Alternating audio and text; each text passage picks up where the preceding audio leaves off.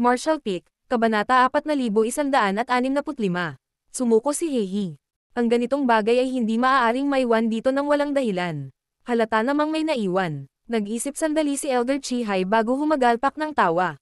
Kaya hindi demonyo ang taong iyon. Niloloko lang niya ako. Ang space ring na ito ay malinaw na iniwan ni Yang Kai bilang isang paraan ng kabayaran para sa mundong ito. Kung talagang isa siyang karumal-dumal na demonyo, maaari niyang tapikin ang kanyang puwitan at umalis, anuman ang mga bundok ng mga bangkay at dagat ng dugo sa kanyang likuran. Bilang isa sa mga Great Emperor ng kaharian na ito, si Elder Chi-Hai ay hindi isang tanga. Saglit lang siyang nag-isip bago natauhan. Gayunpaman, ang bagay na ito ay pinakamahalaga, at kailangan nilang iulat ito sa nakatataas na sekta. Ang siyam na dakilang monarch ay unang hinati ang opening heaven pills sa kanilang mga sarili, at pagkatapos ng maikling talakayan, ang elder sa Chi-Si at ang isa pang babaeng dakilang monarch ay umalis patungo sa Thousand Thoughts World upang magulat sa mataas na sekta. Nang umalis si Elder Chi-Hai at ang babaeng Great Monarch, sa isang lugar sa kawalan, ang mukha ng Heavenly Monarch Black River ay mapula. Mahina ang kanyang aura, at maraming tama ng espada sa kanyang katawan. Tumutulo ang dugo mula sa kanila, at kumikibot ang kanyang mga kilay habang naninigas doon. Sa hindi kalayuan sa kanyang harapan, nakatitig si Lu Zu sa kanya. Hindi niya sinamantala ang pagkakataong patayin siya. Alam ni Black River na nasa bingit na siya ng kamatayan. Kung talagang gustong kitilin ng babaeng kaharap niya ang buhay niya ay hindi niya mapipigilan. Gayunpaman, kahit na hindi pa nakakagalaw ang kalaban, ang kanilang aura ay mahigpit na nakalok sa kanya. Naniniwala ang Black River na hanggat gumawa siya ng pinakamaliit na hindi pangkaraniwang hakbang, tiyak na makakaakit ito ng bagyo ng pag-atake. Sa oras na iyon, tiyak na hindi niya ito kakayanin, kaya hindi siya naglakas loob na kumilos ng padalos-dalos. Paano ito nangyari? Hindi maintindihan ng Black River. Dati sa Thousand Thoughts Realm, ginamit niya ang kanyang buong lakas at dapat ay matinding nasugatan ang babaeng ito. Wala na dapat siyang natitirang lakas. Gayunpaman, hindi iyon ang kaso. Hindi lang masama ang kalagayan ng babaeng ito gaya ng inaasahan niya, ngunit mabilis din itong gumaling. Hindi alam ni Black River kung anong uri ng mahimalang tableta ang kanyang ininom o kung anong uri ng secret technique ang ginamit niya, ngunit ang tanging alam niya ay nasa laban ng ito, bagamat ginawa niya ang kanyang makakaya, dumanas pa rin siya ng matinding pagkatalo. Natalo siya. Nang magkaharap ang dalawa, sa wakas ay dumating sina Yang Kai at Guo Ziyan. Nang makita ito, hindi na nagulat si Yang. Sa orihinal, ang Black River ay isang arrow na sa dulo ng paglipad nito. Kumain si Lu Zu ng ubas na gamot sa santo at hinabol siya. Paano siya mapipigilan ng Black River? Kung hindi dahil sa babala ni Yang Kai, ang Black River ay isa ng bangkay sa ngayon. Nang makita si Yang Kai, ang Black River ay nagkaroon ng komplikadong ekspresyon. Mula nang maramdaman niya ang aura ng paghihigpit na itinanam niya sa Universal Palace, plano na niyang ipaghiganti ang kanyang inapo. Ngunit ang kanyang inapo ay pinatay. Hindi niya inilagay ang lineup ni Yang Kai sa kanyang mga mata. Naniniwala siya na sa sarili niyang kakayahan, kaya niyang harapin ang 3 taong ito. Ngunit sinong mag-aakala na isang pagkakamali lang ang magiging dahilan ng paghakbang niya sa pintuan ng impyerno? Pinilit na ngumiti, sinabi ni Black River kay Yang Kai. Little brother, mas mabuting pigilin ang puot kaysa panatilihin itong buhay. Handa akong magbayad at makipagpayapaan sa iyo. Bukod dito, ipinangako ko na hinding-hindi ako mag-abala ikaw ulit sa hinaharap. Sa ilalim ng ambi, walang ibang pagpipilian kundi ibaba ang ulo. Hindi nais ni Black River na ibaba ang kanyang ulo ng ganito, ngunit para sa kapakanan ng kanyang sariling buhay, maaari niyang talikuran ang kanyang mukha. Nang makita ang kanyang saloobin, tumanggo si Yang Kai bilang kasiyahan. Kung mas gugustuhin ng Black River ang mamatay kaysa sumuko, ito ay magiging mahirap. Malaki ang ibinayad niya sa pagkakataong ito, kaya kailangan niyang bawiin ang gastos. Presyo. Anong presyo? Kalmadong tumingin sa kanya si Yang Kai. Naramdaman ni Black River ang pagtaas ng timbang mula sa kanyang puso. Talagang natatakot siya na utusan siya ni Yang Kai na patayin siya pagdating niya. Kung nangyari iyon, wala na talaga siyang mabubuhay. Hanggat handa si Yang Kai na makipag-ayos, ito ay isang magandang bagay. Kahit masakit ang kanyang puso, mabilis siyang naglabas ng isang bagay mula sa kanyang miniature universe world at hinawakan ito sa kanyang palad. Little brother, tingnan mo ito. Ano sa tingin mo? Ang bagay na ito ay naglabas ng maningning na gininto ang liwanag at lumubog sa mayamang kapangyarihan ng metal. Ito ay isang mapagkukunan ng 5th grade. Sa hindi inaasahang pagkakataon, nasulyapan lang ito ni Yang Kai bago nawala ng interes at ngumuso. Basura, basura, tumaas ang kilay ni Black River. Isa itong resource sa 5th grade, isang magandang bagay na nagkakahalaga ng hindi bababa sa 1.5 milyong heaven opening pills. Nakuha niya ito ng napakahirap, kaya paano ito magiging basura? Sinusubukan ng lalaking ito na itaas ang presyo. Nagtakip ng ngipin si Black River at naglabas ng isa pang hanay ng mga mapagkukunan, halos maubos ang laman ng kanyang mga bulsa. Ngunit sa mga mata ni Yang Kai, ang mga bagay na ito ay nakatanggap lamang ng isang pagsusuri. Basura, basura, tumalon ang kilay ni Black River. Nailabas na niya ang lahat ng kanyang mahahalagang gamit ngunit hindi pa rin may galaw si Yang Kai. Talaga bang gusto niya itong patayin? Pinipigilan ang galit sa kanyang puso, sinabi ni Black River. Little brother, ano ang gusto mo? Mangyaring sabihin ito ng malinaw. Napaawang ang mga labi ni Yang Kai habang nakatingin sa kanya at sinabing, isa lang ang hiling ko. Kung papayag ka, ililigtas ko ang iyong buhay, ngunit kung maglakas loob kang tumanggi, ang araw na ito sa susunod na taon ay ang anibersaryo ng iyong kamatayan. Bahagyang nagbago ang ekspresyon ng mukha ni Black River at ikinulong niya ang kanyang mga kamay. Mangyaring sabihin, kung kaya nitong gawin ang Black River, hindi ako tatanggi. Agad na naging masigasig si Yang Kai at itinaas ang kanyang kamay upang ipatawag ang isang simpleng libro ng balat ng hayop, binuklat ito at sinabing, simple lang, iwanan mo lang ang iyong pangalan at aura dito. Ito ay, matalim ang mga mata ni Black River at agad niyang nakita ang tatlong malalaking salita sa pahina. Sabi niya sa gulat, Loyalty and Righteousness Manual. Mayroon ka talagang Loyalty and Righteousness Manual. Ito ang sikat na Loyalty and Righteousness Demons item, kaya paano ito nahulog sa mga kamay ng batang ito? Hindi ba nawasak ang Loyalty and Righteousness Manual sa pagbagsak ng Loyalty and Righteousness Demon? Ano ang relasyon sa pagitan ng batang ito at ng Loyalty and Righteousness Demon? Oh, nakangiting tumingin sa kanya si Yang Kai. Alam mo ba ang tungkol sa Loyalty and Righteousness Manual? Pinapadali niya ng mga bagay. Gusto mong alipinin itong Black River. Ang Black River ay lumipad sa galit. Para sa ikabubuhay, handa siyang magbayad, ngunit hindi ibig sabihin noon ay handa siyang magpaalipin. Siya ay isang marangal na 5th grade heaven opening realm, kaya paano siya papayag na manirahan sa ilalim ng Emperor Realm at utusan ng iba? Bumagsak ang ekspresyon ni Yang Kai at lumakas ang hangarin sa pagpatay. Ano, ayaw mo? Kung ayaw mo, hihilingin kong mamatay ka. Lang. Nanginginig ang espada ni Luzo at umalangaw-ngaw ang malinaw na sigaw ng espada. Tumalon si Black River sa takot at tumulo ang malamig na pawis sa kanyang noo. Mabilis niyang itinaas ang kanyang kamay at sinabing, sandali, wala akong panahon para hintayin ka. Bibigyan kita ng 10 paghinga ng oras upang isaalang-alang. Piliin mo para sa sarili mo kung gusto mong mabuhay o mamatay.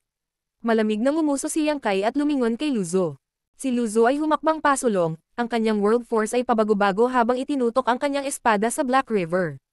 Parang ulan ang pawis ni Black River habang nagpupumiglas sa kanyang puso. Isa siyang 5th grade heaven opening realm at normal na aloof, kaya natural na ayaw niyang magpaalipin, pero ngayong nasa kamay na ng iba ang buhay niya, hindi siya makatanggi kahit na gusto niya. Naramdaman ang malamig na layunin ng pagpatay ni Luzo, na pagtanto niyang hindi nagbibiro si Yang Kai. Kung talagang tumanggi siya, mapupunta siya sa trahedya ngayon. Pero ganun na lang ba siya pumayag? Saka saan niya ilalagay ang mukha niya? Mabilis na lumipas ang 10 hininga at malamig ang ekspresyon ni Yang Kai. Matigas ang ulong tanga, patayin mo siya. Gagawin na sana siya ni Luzo. Ibinaba ni Black River ang kanyang ulo at sinabi, inaamin ko ang pagkatalo. Hinihiling ko kay little brother na magpakita ng awa. Hindi siya isang matigas na tao sa simula. Kung hindi, hindi siya aamin ng pagkatalo ng ganoon kabilis. Ngayon, para sa kapakanan ng kaligtasan, ang pag-iwan sa kanyang pangalan at aura sa Loyalty and Righteousness Manual ay katanggap-tanggap. Sa pinakamasama, gagawa siya ng paraan para maalis ang pagpipigil na ito sa hinaharap. Napangiti si Yang Kai. Ang isang matalinong tao ay nagpapasakop sa mga pangyayari. Agad niyang pinabayaan si Heihei sa kanyang pangalan at aura sa Loyalty and Righteousness Manual. Sa buong proseso, si Luzo ay nasa mataas na alerto, ang kanyang aura ay mahigpit na nakalok sa Heihei. Kung mayroon siyang anumang masamang intensyon, tiyak na sasalakayin siya ni Luzo sa unang posibleng sandali. Hindi nagtagal, ang mga salitang Black River ay lumabas sa ikalawang pahina ng Loyalty and Righteousness Manual. Malinaw na naramdaman ni Yang Kai na mayroon na ngayong koneksyon sa pagitan ng Loyalty and Righteousness Manual at Black River. Ang Loyalty and Righteousness Manual ay isang kakaibang bagay na hindi kailangang pinuhin upang ipakita ang mga epekto nito. Ito ay pinumula sa balat at laman ng XCG.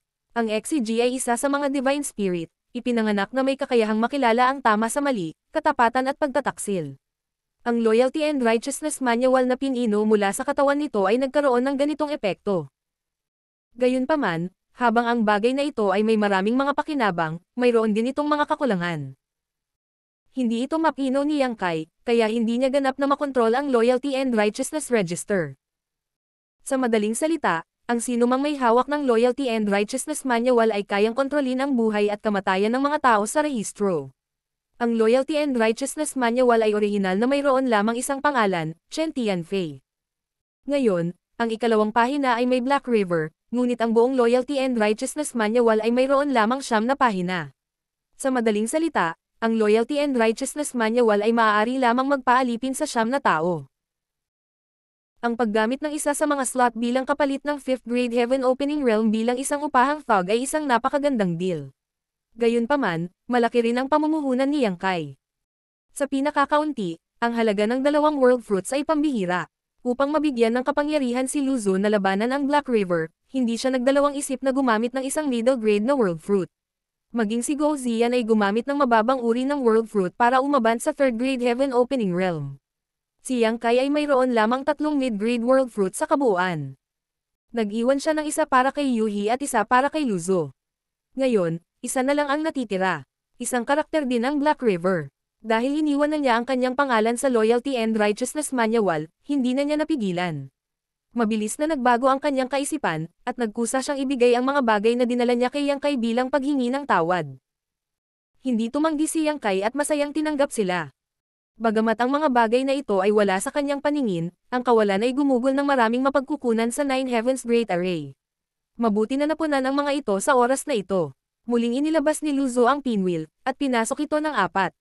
Si Lu Zu ang nagmaneho nito, at ang natitirang 3 ay gumaling ng kanilang mga sugat. Ang mga pinsala ng Black River ay napakalubha, at aabutin ng hindi bababa sa 1 taon at kalahati upang ganap na gumaling. Ang pangunahing dahilan ay hindi nagpigil si Lu Zu nang makipag-away sa kanya. Muntik na siyang mapatay ng Heartsbrow Sword sa mismong lugar. Ngayon, kahit na sa tulong ni Lu Zu na iwaksi ang layunin ng espada, magiging mahirap para sa kanya na makabawi. Direktang hinawakan ni Yang Kai si Pu Baixiong. Sa pagkakataong ito, hindi niya kinuha ang mga ubas sa kanyang ulo. Sa halip, hinayaan niya itong manatili sa tabi ng Black River at tulungan siyang gumaling. Si Pu Baixiong ay isang panlunas sa pagpapagaling, at ang mga ubas sa kanyang ulo ay isang panlunas sa pagpapagaling. Gayunpaman, kahit na hindi siya kumuha ng mga ubas, ang kanyang katawan ay patuloy na naglalabas ng sumisikat na sigla, na lubhang kapaki-pakinabang sa kanyang paggaling. Nang makita ito, napabuntong hininga si Black River sa pagkamangha. Ngayon lang niya nalaman na ang dating pagsusuri ni Yang Kai sa kanyang mga bagay bilang basura ay hindi walang basehan. Kung ikukumpara sa isang panlunas sa lahat, ang kanyang mga bagay ay talagang maaaring itapon sa basurahan. Marshall Peak, Kabanata 4166. Natagpuan ko rin. Makalipas ang 4 na buwan, huminto ang windmill sa harap ng isang malaking territory gate. Ang territory gate patungo sa pintuang daan ay napakaliwanag na ito ay makikita kahit sa malayo. Sa loob ng windmill, tumingin si Yang Kai sa territory gate na may kalmadong ekspresyon, ngunit hindi mapakali ang kanyang puso. Hindi niya talaga alam kung nasaan ang star boundary. Simula nang bilhin niya ang universe map, hinahanap na niya ito. May 3 posibleng lokasyon kung saan maaaring umiral ang star boundary, at mahigpit niyang naalala ang mga ito sa kanyang puso. Bago makatagpo si Heihi, hinanap na niya ang isang malaking teritoryo ngunit wala siyang nakita. Matapos mapasuko ang Heihi, 2 buwan na ang nakalilipas, pumasok siya sa pangalawang posibleng malaking teritoryo ngunit wala pa ring nakitang bakas ng star boundary. Pagkatapos tumawid sa territory gate, darating siya sa huling malaking teritoryo. Kung wala pa ring star boundary sa malaking teritoryong ito, talagang hindi alam ni Yang Kai kung saan titingin. Ang 3 posibleng malaking teritoryong ito ay hindi natagpuan ni Yang Kai batay sa kanyang intuition, ngunit sa ilang batayan. Sa loob ng maraming taon, bukod sa Great Demon God na sina Mo Sheng at Tian Xing, walang ibang Heaven Opening Realm Cultivator ang nakabisita sa Star Boundary. Sa madaling salita, ang Star Boundary ay dapat na matatagpuan sa isang napakalayo na lokasyon, at ang mga mapagkukunan sa malaking domain ay dapat na medyo mahirap, kaya imposibleng maakit ang atensyon ng isang Heaven Opening Realm Cultivator. Kung hindi, ang Star Boundary ay dapat na katulad ng Golden Sun Continent at ng Thousand Thoughts World, na nagiging isang mababang kaharian ng ilang puwersa. Sa katunayan, kung hindi dahil sa pagsalakay ng Great Demon God sa Star Boundary at pagmamana ni Zhang Ruoshi ang kalooban ng kanyang ninuno, hindi malalaman ni Yang Kai ang tungkol sa Heaven Opening Realm. Sa paghatol na ito, nagkaroon siya ng ilang batayan. Ang tatlong posibleng malalaking rehiyon na hinanap niya ay walang anumang kapangyarihan. May iilan lamang na nakakalat na universe world na mahina ang sigla at kulang sa mga mapagkukunan. Sa kasamaang palad, wala siyang nahanap sa unang 2 beses, at hindi niya alam kung ano ang magiging resulta ng huling paghahanap na ito. Kung hindi pa rin niya mahanap ang Star Boundary, hahanapin lang niya si Zhang Ruoshi. Namanan niya ang kalooban ni Tianxing, at kahit na hindi ito kumpleto, maaaring alam niya ang lokasyon ng Star Boundary. Pagkatapos ayusin ang kanyang mga iniisip, sinabi ni Yang Kai, "Tara na." Natanggap ni Luzo ang order at pinaandar ang windmill sa Territory Gate. Kahit na may proteksyon ng artifact na uri ng paglipad, nahihilo pa rin ang lahat sa windmill. Gayunpaman, hindi ito isang malaking problema. Ilang sandali pa, tumawid ang windmill sa Territory Gate at pumasok sa isa pang malaking teritoryo. Agad na pinakawalan ni Yang Kai ang kanyang sentido, at hindi nagtagal, lumubog ang kanyang puso sa ilalim ng lambak. Wala siyang natuklasan. Isa siya sa mga Great Emperor of the Void na kinikilala ng Astral World's will. Kung tama ang distansya, dapat niyang maramdaman ang pagkakaroon ng Astral World.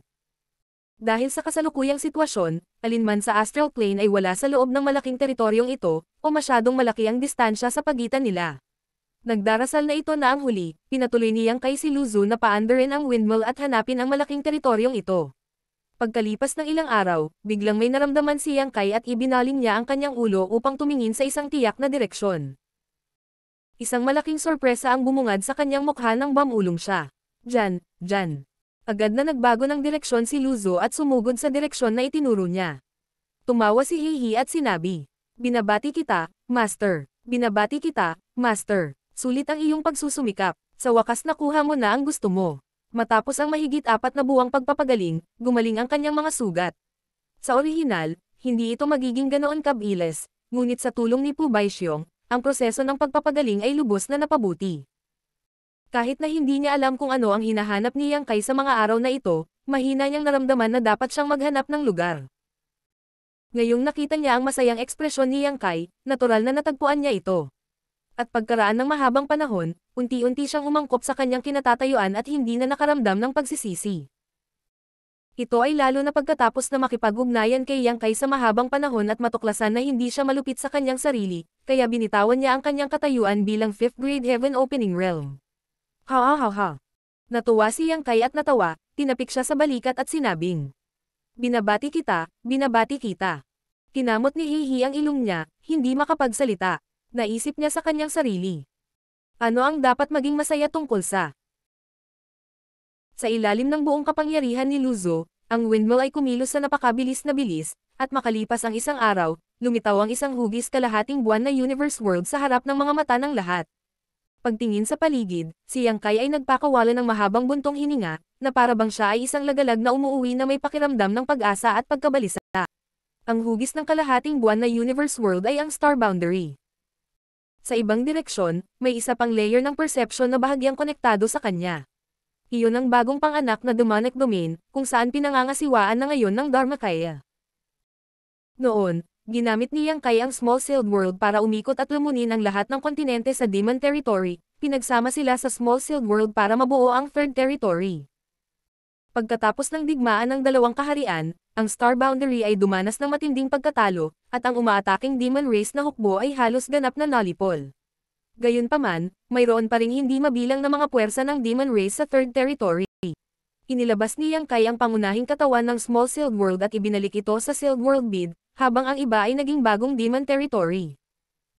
Ang embodiment ay kailangang manatili doon sa ilang kadahilanan, at ang dalawang Demon Saint, sina Bailey Mo at Chang Tian, ay nanirahan din doon. Gayunpaman, hindi ngayon ang oras upang pumunta doon. Kinailangan pa munang bumalik ni Yang Kai sa Star Boundary. Habang papalapit sila, naging mas malinaw at mas malinaw ang balangkas ng Star Boundary. Sa isang tiyak na sandali, biglang nagulat si Luzo at nagsabi, "Master, parang may kung ano dyan. Parang may malaking bagay sa paligid ng Universe World." Napansin din ito ni Heihi at tumingin sa buong paningin niya. Hindi niya maiwasang magulat, ito ay isang giant god spirit. Habang nagsasalita siya, sumanghap siya ng malamig na hangin. Ang malaking bagay na iyon ay isang giant god spirit. Bagamat si Heihei ay isang 5th grade Heaven Opening Realm Master at marami nang nakita, ito ang unang pagkakataon na nakakita siya ng buhay na giant god spirit. Bago ito, narinig lang niya ang tungkol dito. Ito ay isang giant god spirit na nakatayo sa tuktok ng 3,000 mundo at sa buong malawak na universo. Bagamat matagal na niyang narinig na ang Giant God Spirit Clan ay mapayapa at hindi mahilig makipag-away, at hanggat hindi sila nagkukusa para pukawin sila. Nakaramdam pa rin si Heihei ng kaunting kilabot nang bigla niyang natagpuan ang isang Giant God Spirit sa ganoong lugar. Naramdaman din ni Luzu na nanginginig ang kanyang anit at tumingin kay Yang Kai. Sinabi ni Yang Kai, "Huwag mag-alala, matandang kakilala ko ito." Halos lumuwa ang mga mata ni Guo Ziyan sa kanilang mga socket. Tinitigan ni Heihei si Yang Kai nang hindi kumukurap, na parang gusto niyang makita kung nagbibiro siya. Solemn na ang ekspresyon ni Yang Kai. Hindi umalis si Ada, na walang alinlangan na nangangahulugan na ang sitwasyon sa Star Boundary ay hindi optimistiko. Kailangang malaman na ang Giant God Spirit Clan ay likas na matalino. Bagamat sila ay mapayapa, kumain sila ng mga patay na universe worlds bilang pagkain. Sa malawak na universo na ito, sa tuwing malapit ng mamatay ang isang universe world, maaamoy nila ang espesyal na aura na iyon at sumugod ng maaga. Pagkatapos, maghihintay sila ng pagkakataong lumunin ang mundo pagkatapos nitong mamatay. Kung nagbago ang sitwasyon sa Star Boundary, dapat umalis na si Ada, pero sa sandaling ito, nandito pa rin siya. Habang ang lahat ay nanginginig sa takot, ang windmill ay mabilis na lumapit sa Giant God Spirit. Gayunpaman, napakabilis, isang mazeland na sigaw ang dumating mula sa malayo. "Sino nandyan? Ito ang Star Boundary, mangyaring tumigil, kung hindi ay papatayin ka ng walang awa." Nang marinig ang boses na ito, tumawa si Yang Kai at pinigilan ang kanyang boses. "Bata, ang lakas talaga ng tono mo. Hindi ako titigil, kaya anong magagawa mo sa akin?" Ang 3 Heaven Opening Master sa windmill ay tumingin sa kanya ng walang imak. Saglit na tumahimik ang boses, tapos biglang nagdikit ang mga ngipin at sinabing, "Lokong multo, talagang bumalik ka na." Halatang nakilala rin niya ang boses ni Yang Kai. Tumawa ng malakas si Yang Kai, kumikislap ang kanyang figure habang tumatalon siya palabas ng windmill. Pagtingala niya, nakita niya ang isang magandang figure na nakatayo sa kawalan sa harap niya. Ang kanyang mukha ay kaakit-akit, at ang kanyang magagandang mata ay parang isang banal na bukal, na naglalabas ng isang kaluluwang pagnanakaw ng liwanag. Sa sandaling ito, nakatingin siya kay Yang Kai na may namumulang mga mata, nagngangalit ang kanyang mga ngipin. "Bumalik na ako." Ibinuka ni Yang Kai ang kanyang mga braso at sumigaw. Ang taong iyon ay nagpakawala ng isang malambing na sigaw at masayang lumipad, sumugod sa kanyang yakap. Huminga ng malalim si Yang Kai, naamoy ang pamilyar na halimuyak na iyon, pagkatapos ay ibinaba ang kanyang ulo at hinalikan ang kanyang buhok. "Bumalik ako, Rumeng, matagal na rin tayong hindi nagkita." Ang babaeng ito ay ang Succubus Demon Saint, si Yu Rumeng. Itinaas ni Rumeng ang kanyang ulo, ang kanyang magagandang mata ay puno ng luha. Bagamat 10 kakaibang taon pa lang mula nang umalis si Yang Kai sa Star Boundary, pakiramdam niya ay libu-libong taon na ang lumipas. Hindi lang dahil na-miss niya siya, ngunit dahil pagkaalis ni Yang Kai, ang mga Great Emperor ay nag-iisa na para makabawi. Sa buong Star Boundary, siya lang ang may lakas ng isang Great Emperor. Masasabing nakasalalay sa kanyang balikat ang kaligtasan ng Star Boundary. Parang bundok ang pressure. Lalo na sa paglipas ng panahon, lalong naging hindi pabor ang sitwasyon ng Star Boundary. Ilang beses siyang natakot na pabayaan si Yang Kai.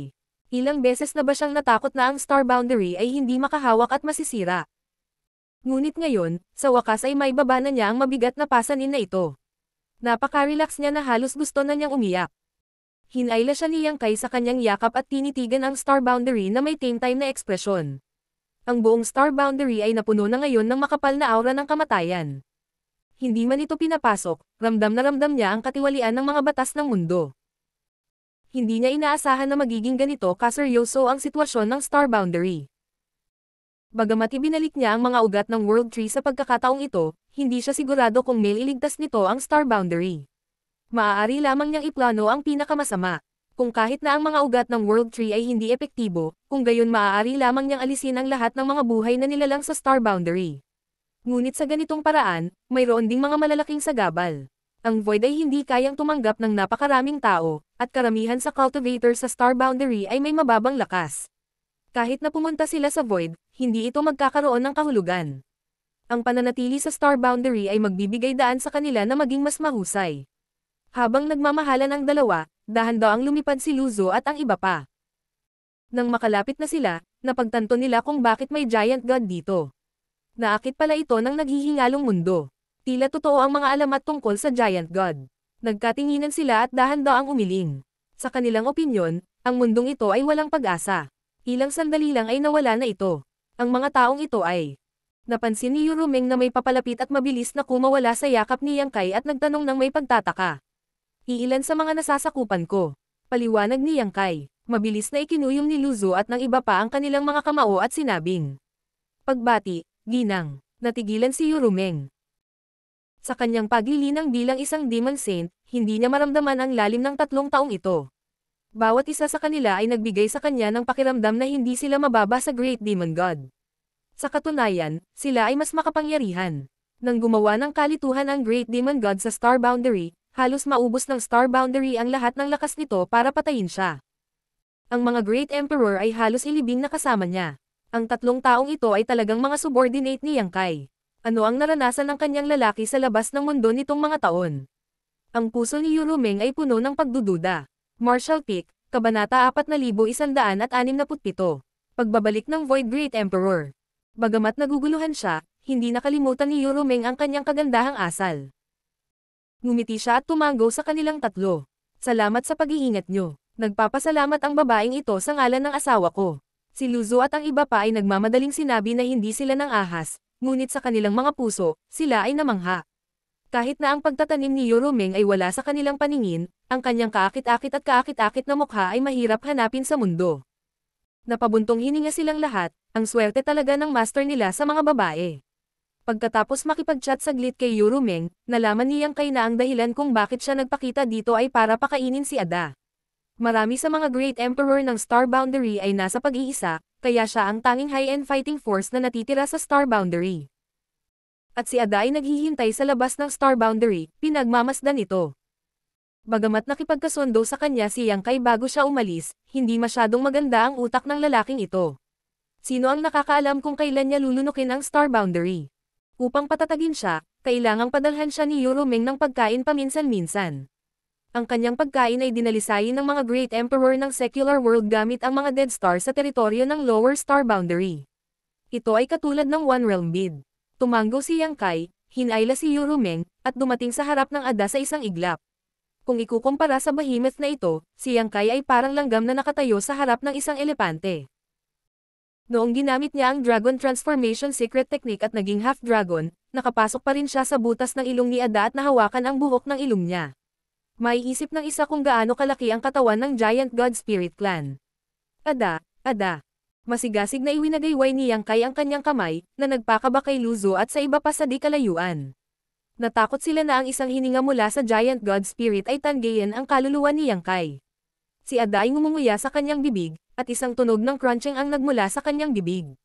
Nang marinig ang tunog, iniunat niya ang kanyang leeg paarap at tumingin ng mabuti, pagkatapos ay biglang ngumisi at sinabing. Ikaw pala, munting langgam, kinikilala ka ni Ada. Ngumiti si Yang Kai at sinabing. Mukhang hindi ka masyadong tanga. Kilala ka ni Ada. Nagugutom si Ada. Gustong kumain ni Ada. Tumagilid ang Giant God Spirit. Parang dinidiin siya ng buong universe. Agad na nabasa ng malamig na pawis si Yang Kai. Sa puntong ito, maituturing siyang nakakita ng ilang magagandang bagay sa labas ng universo. Nakakita pa siya ng ilang high-grade na split the heavens, ngunit ang mga high-grade na split the heavens ay hindi kasing lakas ng higanteng Diyos na espiritong iyon. Gaya ng inaasahan sa mga nangungunang species sa buong universo. Sa kabutihang palad, kakaunti ang mga tao sa karerang ito, at ang kanilang katalinuhan ay hindi mataas. Kung hindi, paano magkakaroon ng puwang para sa ibang mga species upang mabuhay sa mundong ito? Ang Tao of Heaven ay dapat alisin ang labis ngunit hindi ang kakulangan. Habang nagsasalita siya, may dumagundong na tunog mula sa kanyang tiyan. Nakabibingi ito, at namutla ang mukha ni Luzo at ng iba pa. Mabilis na kinurot ni Yang Kai si Yurumeng na nasa tabi niya. Naunawaan ng huli at inihagis ang ilang One Realm Bid. Crunch, crunch, crunch. Masayang ngumunguya si Ada. Yang Kai ay hindi nang ahas na manatili pa, baka ang higanteng espiritu ng Diyos ay humingi muli sa kanya ng pagkain.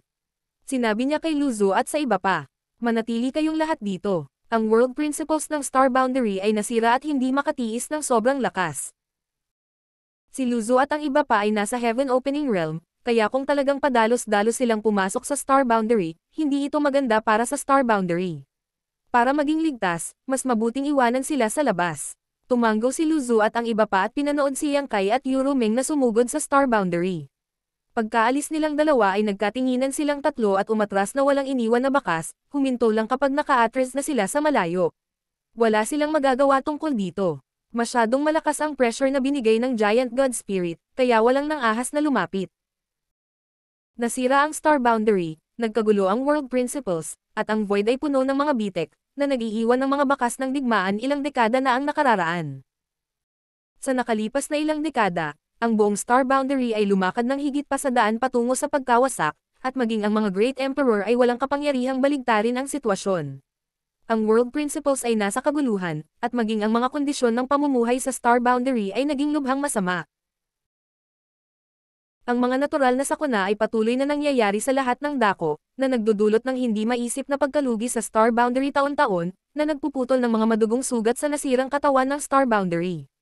Sa Eastern Territory, sa ibabaw ng dagat, isang barko ang tumatakas para sa buhay nito. Sa likod ng barko, ang mga alon ay libu-libong talampakan ang taas, tumatawid sa kalangitan, at ang buong kalangitan ay madilim. Bagaman sinubukan ng maraming cultivator sa barko ang kanilang makakaya upang labanan, mahirap labanan ang nakakatakot na kapangyarihan ng kalikasan.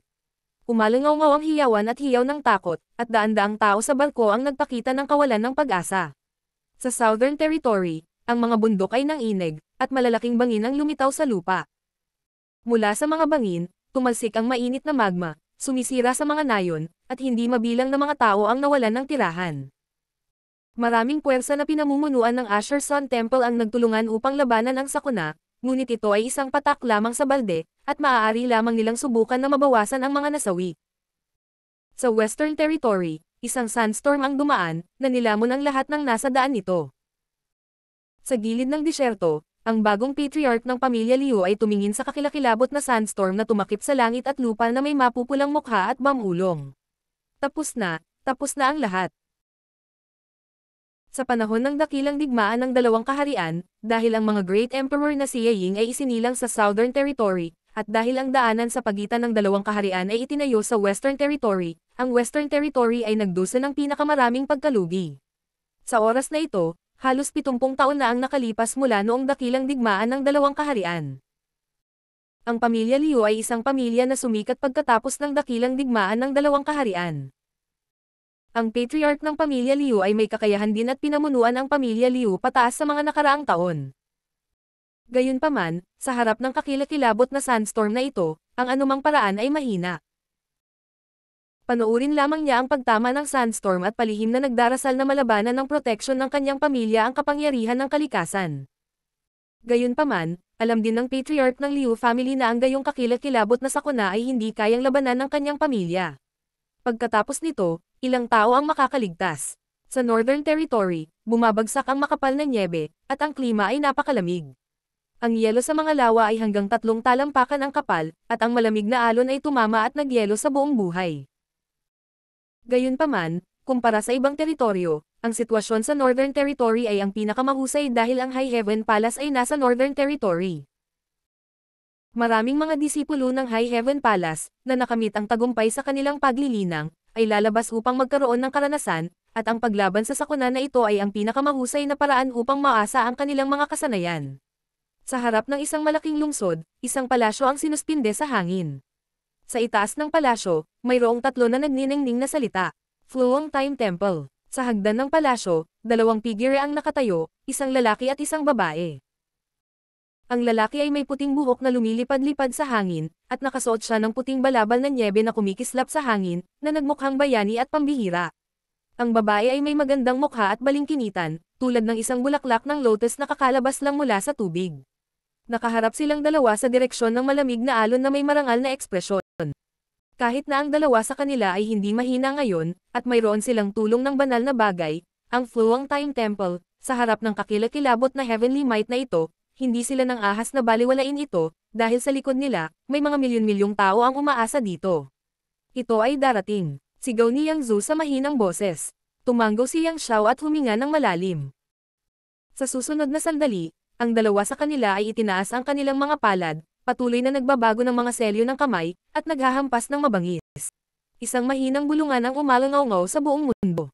Ang Fluang Time Great Emperor, withering glory, like a shuttle, like a dream. Ang napakatinding malamig na alon ay tila pumasok sa isang kakaibang estado ng pagwawalang kilos sa sandaling ito. Ang oras ay tila nagyelo sa sandaling ito. Nang makita ang eksenang ito, ang lungsod ay sumabog sa mga tagay na umabot sa langit. Ang divine power ni Master Gemini ay walang kapantay. Master Gemini, magandang trabaho. Ito ay lahat salamat sa Master Gemini, kung hindi, natapos na tayo. Sa paglipas ng mga taon, paulit-ulit na kumilos sina Yang Xiao at Yang Zhou, na nakatiis sa mga natural na sakuna sa Northern Territory, nagligtas sa hindi mabilang na tao, at pinakiramdaman ang kanilang sarili. Nakuha rin nila ang titulo ng Fluang Time Great Emperor Gemini. Ang labis na papuri ay hindi nakapagpangiti man lang sa kanila, at sa halip, ang kanilang mga ekspresyon ay naging mas marangal. Kinagat ni Yang Xiao ang kanyang mga ngipin at sinabi, "Little Auntie, ang malamig na alon na ito ay tila mas mabangis kaysa dati." Tumango si Yang Zhou at nagtanong, "Maaari ka bang maghintay? Niloloko mo ba ako? Akala mo hindi ako makakatagal?" Mayabang na sagot ni Yang Xiao. "Little Auntie, kung hindi mo kayang kumapit, dapat sinabi mo ng mas maaga. Total, babae ka, at lalaki ako." Hindi ako makatagal." Bahagyang nagbago ang mukha ni Yang Zhou, at walang pag-aalinlangan, tinawag niya ang Endless Hourglass at nakipagsanib puwersa kay Yang Xiao. 10,008 butil ng Fluang Time Great Emperor Divine Sand ang lumipad palabas ng Endless Hourglass at papunta sa malamig na alon. Sa isang iglap, hangin na ang lakas ng malamig na alon sa bilis na nakikita ng mata. Binago ng Fluang Time Great Emperor Divine Sand ang daloy ng oras, na naging sanhi ng mabilis na paghina ng malamig na alon. Gayunpaman, nagpatuloy ang malamig na alon ng walang katapusan. The Fluang Time Great Emperor Gemini ay nagngangalit ang kanyang mga ngipin at desperadong hinimok ang kanyang Emperor Qi na labanan ang malamig na alon. Sa sandaling ito, isang boses ang biglang tumunog sa kaibuturan ng kanilang mga puso. Magaling. Natigilan silang dalawa. Kaagad pagkatapos, nakita nila ang isang hindi nakikitang kamay na biglang lumitaw sa malamig na alon. Sa banayad na pagkaway ng kamay, ang malamig na alon na hindi napigilan ng dalawa sa kabila ng paggamit ng lahat ng kanilang lakas ay talagang na-flatted sa isang iglap. Ang pagbabago ay napakabigla kaya't ni Yang Xiao o Yang Zhou ay hindi makapag-react sa oras. Kung kanina ay isang nakatutuwang bagyo, ngayon ay kalmado at tahimik. Ang malaking kamay na iyon ay tila pinakikinas ang kulubot sa kanilang mga damit. Lumingon ang kanilang mga ulo upang tumingin sa isa't isa, nag-aalangan na nagtanong si Yang Zhou. "Shower, may narinig ka ba?" Matagal na natigilan si Yang Xiao bago biglang tumalon ng 3 talampakan ang taas at sumigaw. Nakabalik na ang foster father. Pagkasabi nito, nang hindi hinintay na tumugon si Yang Zhou, nagmamadali niyang kinokontrol ang Fluang Time Temple at nagmamadaling pumunta sa direksyon ng High Heaven Palace, na iniwan ang pasasalamat ng milyon-milyong tao sa dakilang lungsod sa likuran niya. Kasabay nito, ang mga alon ng dagat sa Eastern Territory ay huminahon, at hindi mabilang na mga tao sa malalaking barko ay mayroon pa ring matagal na takot. Mabilis ding hamupa ang lindol na tumagal ng ilang buwan sa Southern Territory, at ang magma na umapaw mula sa mga bitik sa lupa ay unti-unting huminahon. Nagkatinginan sina Wen Zishan at Gao Zuting na may pagkalito, ngunit sa susunod na sandali, pareho silang gumalaw at nagliwanag ang kanilang mga mukha sa tuwa. Bumalik na ang Void Master. Sa sandaling bago ang sandstorm sa Western Regions ay umabot sa punong tanggapan ng Liu Clan, ito ay biglang nawala. Matapos makaligtas sa kalamidad, ang patriarch ng Liu Clan ay bumagsak sa lupa, ang kanyang buong katawan ay basang-basa sa pawis. Sa 4 na teritoryo ng mundo, daan-daang milyong nilalang, sabay-sabay, ang nakatanggap ng nakakagimbal na balita. Ang Void Great Emperor ay bumalik na. Pagkatapos ng maikling katahimikan, naghiyawan ang 4 na teritoryo. Ilang dekada na ang nakalilipas, sa panahon ng digmaan ng 2 kaharian, ang mga Great Emperor ng magulong Star Territory ay halos nilamon ang Star Boundary. Ang sect ng Void Great Emperor ang nagpoprotekta sa huling purong lupain ng Star Boundary, na pinapanatili ang huling kislap ng pag-asa para sa Star Boundary. Ito rin ang Void Great Emperor na sa wakas ay pinatay ang Great Demon God, na nilulutas ang krisis ng Star Boundary. Pagkatapos ng digmaan ng 2 kaharian, ang Void Great Emperor ay hindi nagatubili na tumalon palabas ng Star Boundary at pumunta sa labas ng mundo upang humanap ng paraan upang mailigtas ang Star Boundary. At ngayon, nagbalik siya. Marshall Peak, Kabanata 4168. Lahat nandito. Ang pagbabalik ng Void. Nayanig ang 4 na teritoryo habang hindi mabilang na mga tao ang naghiyawan. Sa post-apocalyptic na mundong ito, daan-daang milyong tao ang nagpupumilit na mabuhay. Ang pagbabalik ng Void Great Emperor ay walang alinlangan na nagdulot sa kanila ng bagong pag-asa. Sa kaibuturan ng High Heaven Palace, dahan-daang iminulat ni na Great Elder Zuyan at Second Elder Fusion ng Dragon Race ang kanilang mga mata. Ang dalawa ay mag-asawa. Sila ay nagdusa ng matinding pinsala sa panahon ng pakikipaglaban sa Great Demon God. Kahit na lumipas ang napakaraming taon, hindi pa rin sila lubos na nakaka-recover dahil sa kanilang Dragon Race physique. Kaya, sila ay nagtutulungan upang pagalingin ang kanilang mga sugat. Sa sandaling ito, nagkatinginan sila at nakita ang saya sa mga mata ng isa't isa. Sa Spirit Beast Island ng Eastern Territory, ang martial beast na si Mo Huang ay tumawa. Sa wakas ay nakabalik ka na. Pagkasabi niya nun ay bumangon siya at nag-wave ng kamay. Bumukas ang pinto na ilang dekada nang nakasara. Tumayo si Mo Xiaoqi sa labas at nagtatakang tumingin sa kanya. Ama, nakabalik na ba si Brother Yang? Parang ngayon ko lang narinig ang boses niya. Agad na bumagsak ang mukha ni Mo Huang habang mapait na sinabi.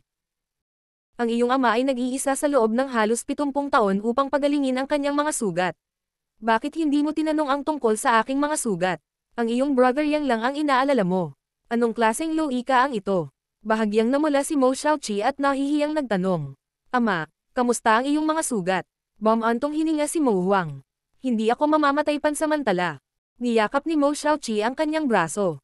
Pagkatapos ay dalhin mo ako sa High Heaven Palace dali. Ngumuso si Mo Huang. Malapit nang sumiklab muli ang mga pinsalang na-stabilize ng may matinding kahirapan. Pakiramdam niya ay kumukulo ang dugo sa kanyang dibdib habang sumisigaw siya sa kalungkutan at galit. Hinding-hindi ka patatawarin ng haring ito, pinangalan ng Yang. Tila napansin na hindi maganda ang ekspresyon ni Mo Huang, nagmamadaling sinabi ni Mo Xiaoqi. Ama, huwag mong intindihin. Baka may gamot si Brother Yang sa pagpapagaling. Nag-aalala lang ang anak na babae sa mga sugat ni ama. Hindi alam ni Mo Huang kung tatawa o iiyak. Sige, huwag kang magpaliwanag. Tatanungin ko siya tungkol sa sitwasyon. Agad na tuwang-tuwa si Mo Xiaoqi. Sa Seren Soul Palace, ang Great Emperor ng Seren Soul Palace ay dahan-daang lumabas mula sa kanilang pag-iisa. Sa labas ng palasyo, matagal nang naghihintay si Hyoji at ang maraming eksperto ng Seren Soul Palace. Nang makita nila ang Great Emperor, lahat sila ay magalang na bumati. Pagbati, Palace Master, tumanggo si Yao Jun. Tinapik niya ang balikat ni Hyoji at sinabing, maganda ang ginawa mo nitong mga taon. Bagamat palagi siyang nag-iisa, hindi naman siya ganap na ignorante sa labas ng mundo. Hindi nabigla si Hyoji. Ito ang dapat kong gawin. Kahit na siya ay anak ng Great Emperor at medyo mayabang sa kanyang mga unang taon, siya ay nasakop ni Yang Kai noong digmaan ng dalawang mundo at naging commander ng GZ Army.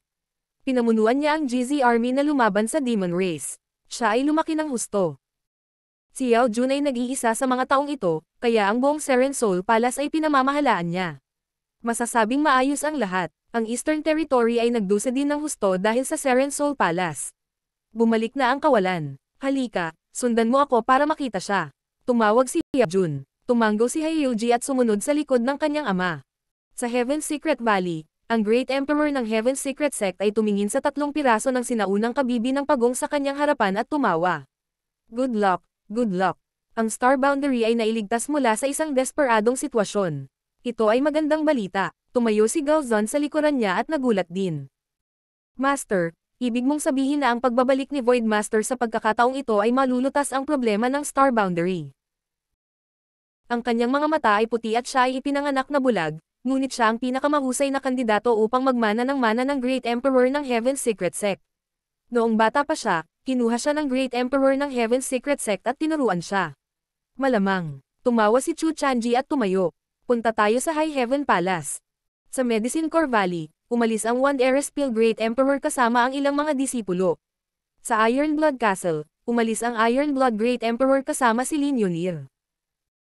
Nariyan din ang Great Emperor ng Asher Sun Temple, ang Great Emperor ng Flower Shadow Valley, at ang Ice Feather Great Emperor ng One Line Sky. Halos kasabay nito, ang mga Great Emperor na ilang dekada nang nag-iisa ay lumabas at sumugod sa High Heaven Palace sa Northern Territory.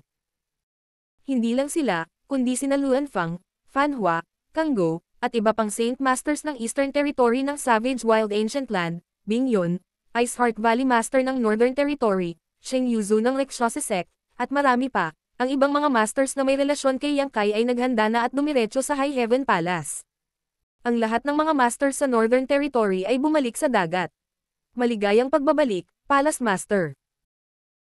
Sa High Heaven Palace sa Northern Territory, 10,000 mga disipulo sa ilalim ng pamumuno ni Great Chief Hua Qingxi at Second Chief Bayan Yuking ay sabay-sabay na ikinuyom ang kanilang mga kamao. Ang kanilang mga boses ay nanginginig sa mundo habang sila ay nakatitig sa figure na bumababa mula sa langit ng may malalim na paghanga at paggalang. Inilibot ni Yang Kai ang kanyang tingin sa paligid at nakita ang kanyang Grandmaster na si Ling Taishu, ang kanyang ancestral founder na si Chu Lingxiao, ang kanyang mga dating kaibigan na sumunod sa kanya mula sa Central Continent hanggang Shadowed Star, kanyang mga magulang, Meng Huya, at Xia Ningchang. Ang mukha ng Little Senior Sister ay natatakpan pa rin ng isang manipis na belo, ngunit ang kanyang malambot na katawan ay hindi maiwasang bahagyang manginig habang ang mga luha ay umaagos sa kanyang magagandang mata na parang mga bituin. Kung hindi lang dahil sa okasyon ay itinapon na niya ang sarili sa kanya. Si Zuyu ay tumabi sa kanya, itinikom ang kanyang mapupulang labi habang ang kanyang magagandang mata ay puno ng pait. Bahagyang tumanggo si Yang Kai sa kanilang dalawa bago bumaling sa iba at nakangiting sinabi. Salamat sa iyong pagsusumikap sa mga nakaraang taon. Naging maayos ba ang lahat? Bagamat naimbestigahan niya kaagad ang sitwasyon ng buong Star Boundary at alam niyang nahirapan ang lahat sa paglipas ng mga taon, nakaramdam pa rin siya ng kasiyahan na makakita ng napakaraming pamilyar na mukha sa sandaling ito. Sumagot si Hua Qingxi. Mabuti ang lahat. Salamat sa iyong pagmamalasakit, Palace Master. Tumanggo si Yang Kai at humakbang pasulong, pagdating sa harap ng kanyang mga magulang at nahihiyang sinabing. Binabati ng anak na ito ang aking ama at ina. Hindi ko pa nasusuklian ang kagandahang loob ng pagpapalaki sa iyo sa lahat ng mga taon na ito at naging dahilan pa nga na mabuhay ka sa takot araw-araw. Itong anak ay hindi matapat. Ngumuso si Dong Suzo, pinipigilan ang mga luha sa kanyang mga mata habang ibinuka niya ang kanyang mga labi at sinabing. Dapat makamit ng isang lalaki ang magagandang bagay. Hindi namin kailangan na mag-alala ka sa amin. Tumanggo si Fourth Master Yang at sinabing.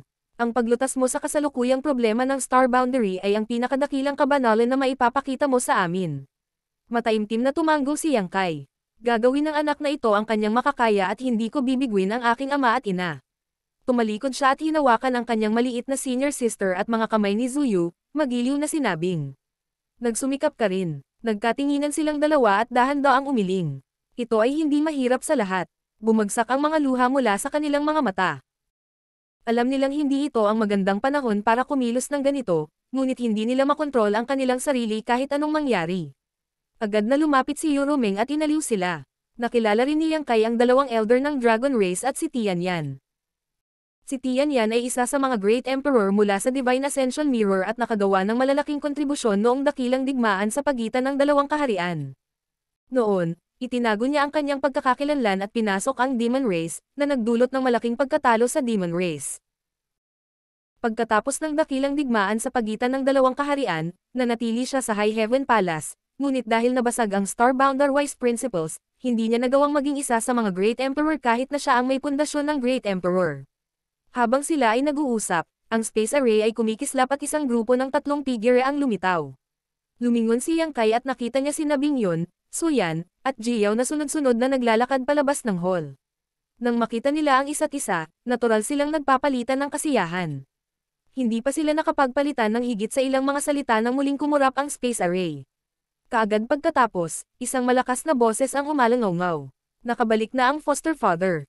Sa sumunod na sandali, si Yang Xiao ay nagmamadaling lumabas ng bulwagan.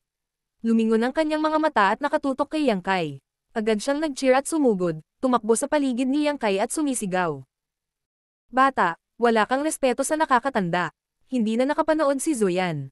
Inabot niya at hinawakan ang tenga ni Yang Xiao, kinaladkad siya pabalik. Si Yang Xiao ay humingi ng awa sa sakit. Tumayo si Yang Zhu sa harap ni Yang Kai at sinabi sa malinaw na boses. Big brother. Tumawa si Yang Kai at tinapik ang kanyang ulo.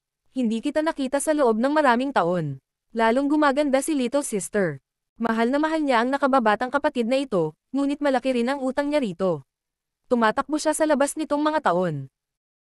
Hindi lang niya nagawang gampanan ang kanyang mga tungkulin sa harap ng kanyang mga magulang, ngunit nabigo rin siyang gampanan ang kanyang responsibilidad bilang isang malaking kapatid. Salamat pa nga sa pagsama ni Yang Zhou sa kanyang mga magulang kaya naipamalas niya ang kanyang kakayahan sa labas, nang marinig ang mga salita ni Yang Kai, ang pinong ilong ni Yang Zhou ay kumunot. Si Big Brother lang ang marunong magsalita ng kalokohan. Hindi katakataka na kaya niyang linlanggan ang napakaraming hipag. Tumawa si Yang Kai, muling kumislap ang space array, at dumating ang martial beast kasama sina Mo Xiaoqi at Fu Zuan. Kaagad pagkatapos, ang Great Emperor ng Secular World, Wen Zishan, at Gao Zuting ay magkasamang lumitaw. Pagkaraan ng ilang sandali, dumating si Yao Junhaiyuji at ang kanyang anak. Mula noong digmaan ng dalawang mundo, wala pang araw na napakadalas na na-activate ang space array ng High Heaven Palace. Walang araw na napakaraming masters ang nagtipon.